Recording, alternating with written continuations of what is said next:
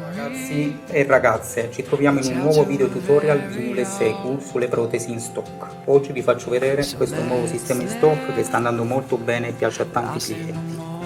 È in frontale in lace con nodi totalmente sbiancati e dietro lo skin annodato. Questo che cosa vi permette? Ottima adesione e facilità di pulizia qui, e front traspirante e soprattutto totalmente invisibile. I nodi, come potete vedere, sono singoli e perfettamente sbiancati. Questo vi assicura un frontale che è veramente imbattibile, vi potete pettinare con i capelli tutti.